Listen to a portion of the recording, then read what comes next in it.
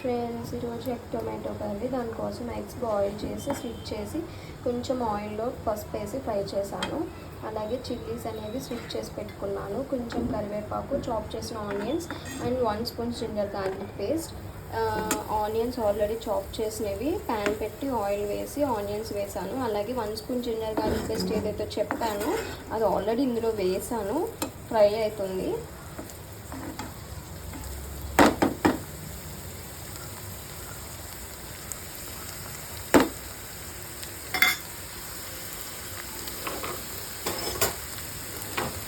ఇవి golden brown colour వచ్చే వరకు ఫ్రై చేయాలన్నమాట.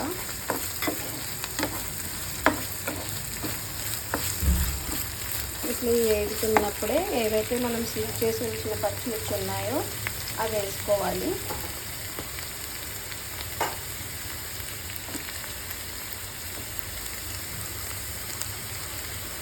కొంచెం కరివేపాకు మళ్ళీ తర్వాత కొంచెం వేస్తాను.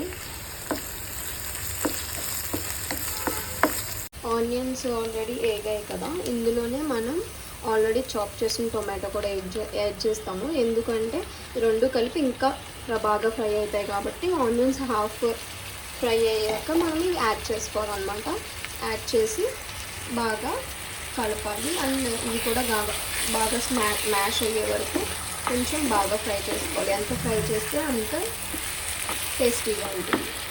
ఇందులో నేను కొంచెం పసుపు, సరిపడా సాల్ట్ యాడ్ చేసి బాగా ఫ్రై చేశాను. బాగా ఫ్రై అయిపోయింది కాబట్టి ఇందులో ఇప్పుడు నేను సరిపడా కారం వేసుకుంటున్నాను.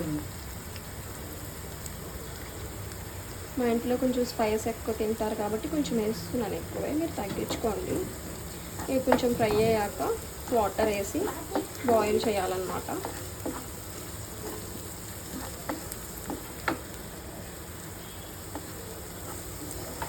సరిపడా వాటర్ వేయాలి.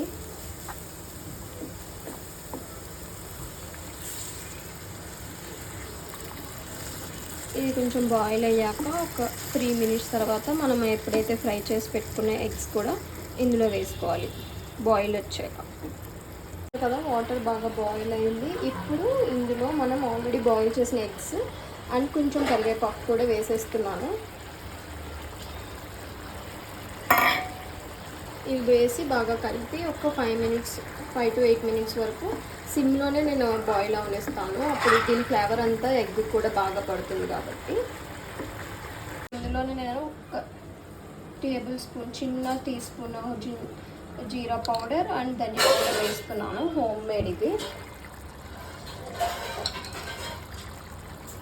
అంతే, ఇవి కూడా వేసి బాగా కలిపి మూత పెట్టేస్తాను 5 మినిట్స్ సిమ్లో.